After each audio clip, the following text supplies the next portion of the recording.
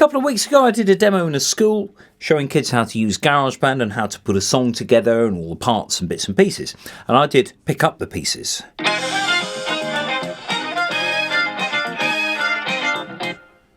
So I recorded all the parts. The green parts here that you can see on the screen are MIDI information, are sort of GarageBand instruments, but all the blue ones, including all the strings here that I recorded, they all had to be recorded via a microphone. You think, well, how do you... There's nowhere to connect anything. You can't connect a mic. There's nowhere to put the guitar in. There's no keyboard apart from the on-screen one. How do you connect it all up? Well, it's all via this. The Lightning, or actually this one is a USB-C port, Lightning on older machines, but the principle is the same. So what do I need to go with this to make this a fully fledged recording studio? Let's have a look.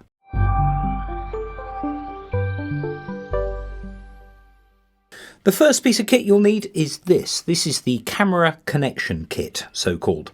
So it has a USB-C plug on one end that goes into your iPad, and then out of here you've got a USB-C port where you can keep the iPad charged up, and also a conventional USB like you find on a mobile phone charger, which is where you connect all the other bits and pieces that you're going to need to use to get this to record audio and be able to play back and do all of the things that you'd want it to do, including using a pair of headphones. There's no headphone port on this.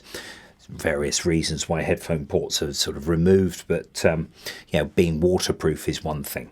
So I'll just put the iPad to the side there and describe the next part. I bought this, the Zoom UAC-2, and I just saw it on, it was actually CPC Farnell in the UK, and it was £60. I thought, £60 for a 2-channel interface? And I looked at it a bit further, and actually the reason I plumped for this was because it has MIDI in and out ports. This is really old school technology. So if you've got a really old keyboard, like an old Yamaha sort of Portus sound or something that's got a MIDI port on it, you can connect it up to this and play the sounds through GarageBand, so you don't need to spend lots of money on a controller keyboard. GarageBand is actually quite restrictive with what you can do with a controller keyboard. Only the pitch bend will work. You can't use all the sliders and all of that, all of the things on here. It doesn't recognise that on GarageBand for iOS, so there's almost no point in going full bore on a keyboard. But if you've got an old keyboard that still works and it transmits notes, MIDI in. Now, that means that any keyboard made after 1983 with one of these ports will work with this. That's a guarantee. It's a protocol that's remained unchanged in all that time. Must have been very, very well designed. Well, of course it was. Got 2 jack outputs here, which you connect to your speaker system if you have one.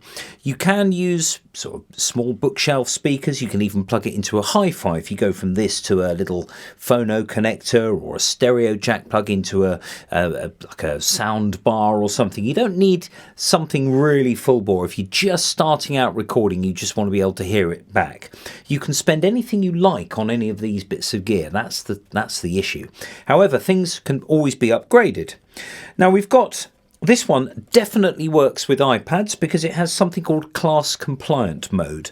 I did very much go into the small print just to make sure that it was going to work with this, and it works absolutely perfectly.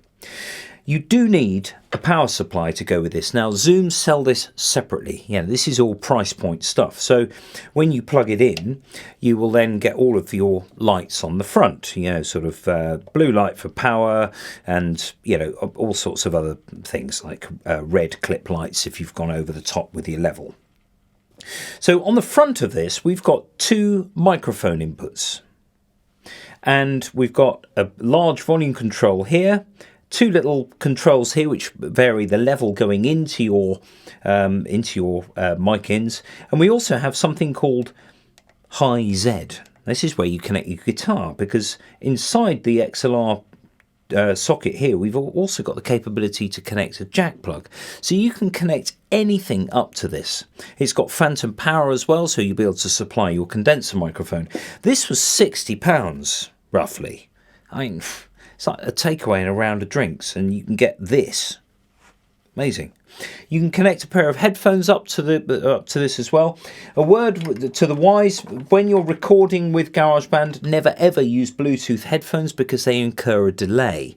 If there's any delay in the recording process, that's it, you're stymied from the word go. Now I've got here a pair of AKG K52 headphones. These are fairly cheap, they're about £40. Really comfortable. When you're doing lots of recording, you need something that's going to be really, really comfortable. And these are fantastic, they're really good, low cost, but pretty decent headphones. So that means you can listen to your iPad via this on a pair of headphones. What about a microphone? Well, we've got this. This is very, very cheap microphone, but actually really, really decent. It's the Behringer C1. It has an XLR in the bottom where you connect up to your audio interface. So you will also need an XLR lead. I've got one just here. It's got pins on one end and holes on the other. So you just plug this in the bottom. It's all fully latching, and then the other side will go into the front of your audio interface. There's a little mounting bracket here, so you will need a microphone stand. You can pick those up for £15 or £20.